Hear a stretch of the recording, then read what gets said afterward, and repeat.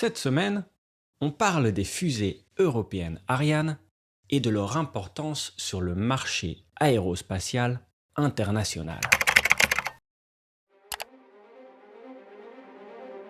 Dans la seconde moitié du XXe siècle, la France veut montrer au monde entier sa puissance technologique dans ce que l'économiste Eli Cohen appelle l'époque du colbertisme high-tech. En d'autres mots, c'est une période où la France a dépensé un budget énorme dans la conception et la promotion d'inventions technologiques révolutionnaires. Parmi les méga-projets lancés par l'État français, il y a celui du Concorde, avion supersonique, celui du TGV, train à grande vitesse, du Minitel, appareil de télécommunication visuelle, et celui de la fusée Ariane. Le projet de lanceur Ariane, du nom de l'héroïne mythologique grecque, est conçu pour transporter des satellites en orbite. Il est le fruit d'une collaboration entre plusieurs pays européens.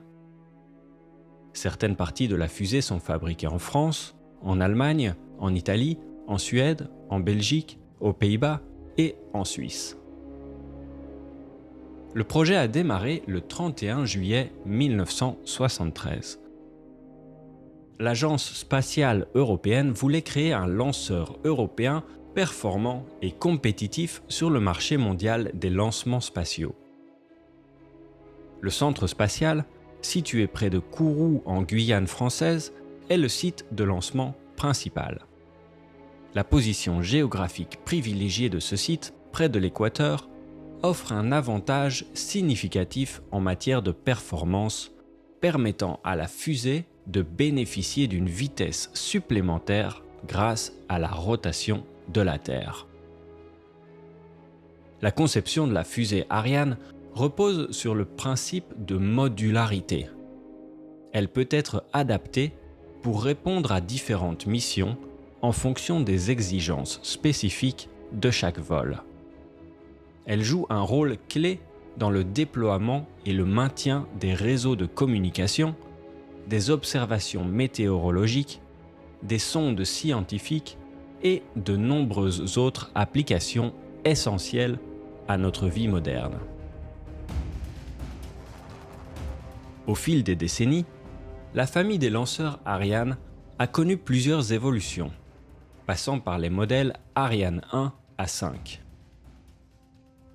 Chaque nouvelle version apportait des améliorations importantes pour la capacité de charge utile, l'efficacité énergétique et la fiabilité.